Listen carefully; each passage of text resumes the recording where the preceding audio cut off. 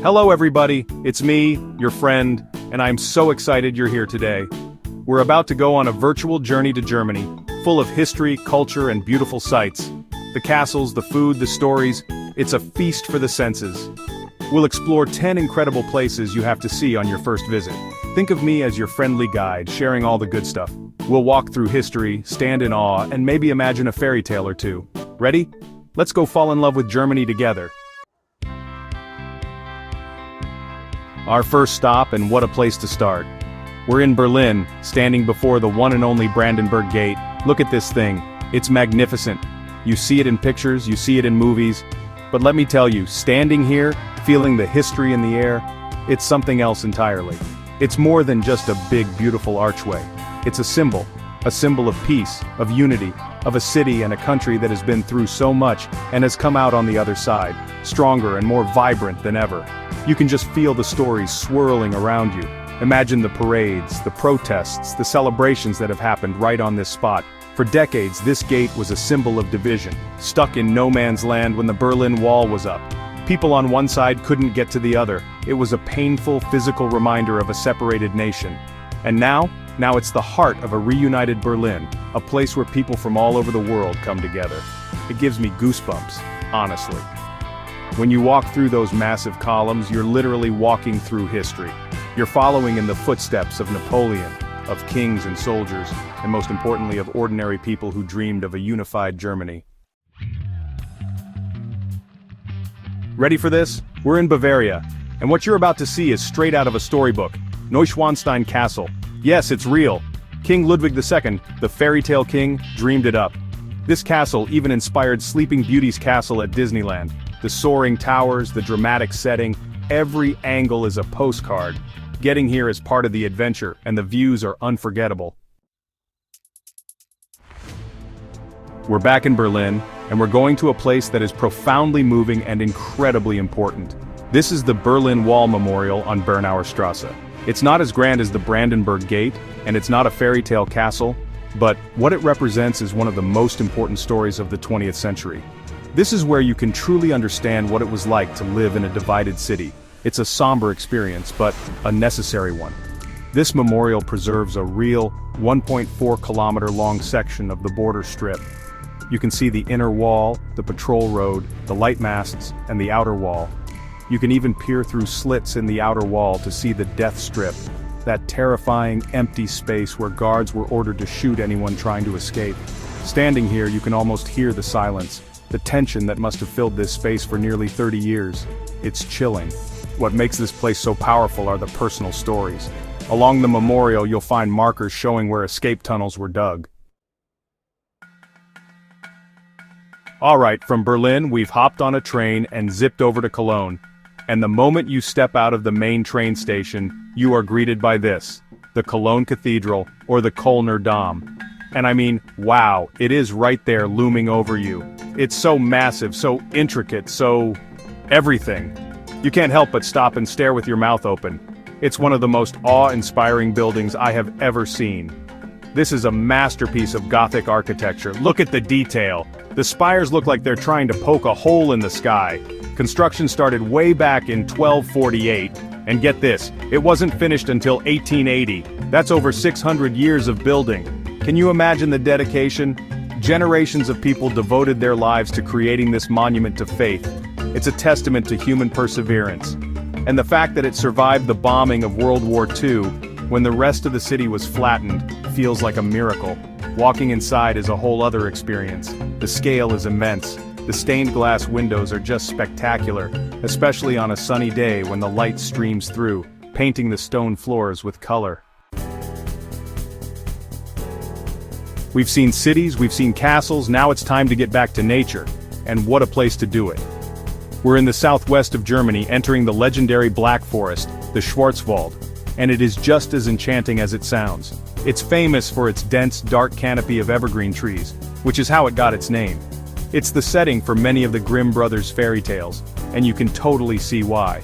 You half expect to see Hansel and Gretel's cottage around the next bend. This isn't just one spot, it's a whole region of rolling hills, charming villages, and beautiful valleys. It's a paradise for anyone who loves the outdoors. You can go hiking on countless trails, like the famous Westway, that take you through stunning landscapes. You can rent a bike and cycle along a winding river.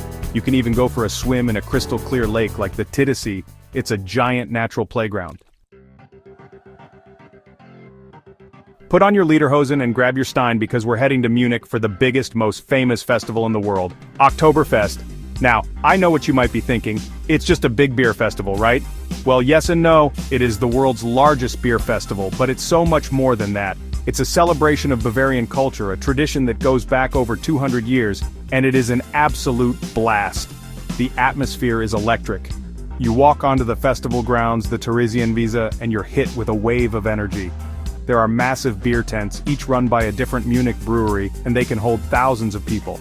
Inside, you've got brass bands playing traditional Oompa music, people singing and dancing on the benches, and of course servers carrying an impossible number of 1-liter beer steins called a mass. It's organized chaos in the best possible way. After the wonderful madness of Oktoberfest, let's find a little bit of romance and charm. We're in Heidelberg, and specifically we're exploring its Altstadt, or Old Town. This place is pure magic. It's nestled in a valley on the Neckar River, and it's watched over by the ruins of a magnificent castle. Heidelberg has one of the most beautiful and well-preserved old towns in all of Germany, largely because it was spared from bombing in World War II. Walking through these cobblestone streets is like stepping back in time. The main street, the Hauptstrasse, is one of the longest pedestrian shopping streets in Europe. But honestly, the real joy is getting lost in the little side alleys. You'll discover hidden courtyards, beautiful old buildings, and charming little squares. The architecture is stunning, with a mix of Gothic and Renaissance styles. It's a photographer's dream. I hope you're not afraid of heights, my friends, because we are going up, way up. We're heading to the very top of Germany, to its highest peak, the Zugspitze, standing at a mighty 2,962 meters, or nearly 10,000 feet. This mountain is an absolute giant in the Bavarian Alps, and the journey to the summit is almost as spectacular as the destination itself. This is an adventure you will not soon forget. You have a couple of amazing options to get to the top. You can take a historic cogwheel train that chugs its way up through the mountain itself, which is a really cool experience. Or you can do what we're doing and take the cable car, the Seilbahn Zugspitze. This thing is an engineering marvel. It glides you silently up the side of the mountain, and as you ascend, the world just opens up beneath you. The views are absolutely mind-blowing. Okay, after being on top of a giant mountain, we're going to shrink things down. A lot. We're in the fantastic port city of Hamburg, and we're visiting a place that will bring out the wide-eyed kid in absolutely everyone.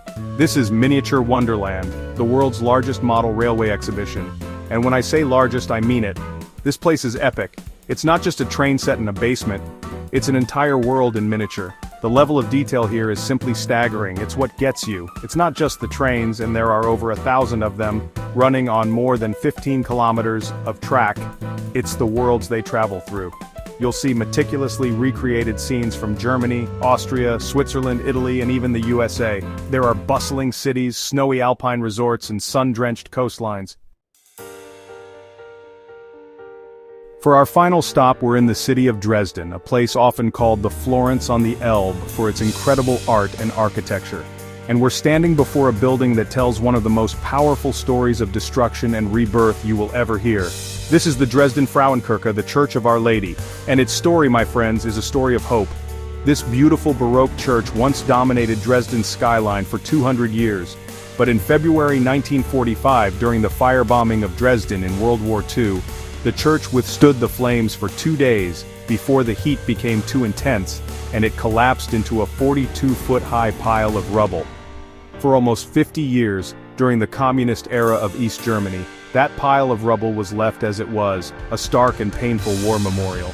But after the reunification of Germany, a call went out to the world to rebuild the Frauenkirche, and the world answered. And just like that, our incredible journey through Germany comes to an end. From the history of Berlin to the fairy tales of Bavaria, what a trip. Thank you so much for coming along with me. Sharing these experiences is what it's all about. If you enjoyed our adventure, please consider subscribing. Your support means the world. You're the best travel companions I could ask for. Until next time, be kind, try new things, and always leave room for dessert. Bye.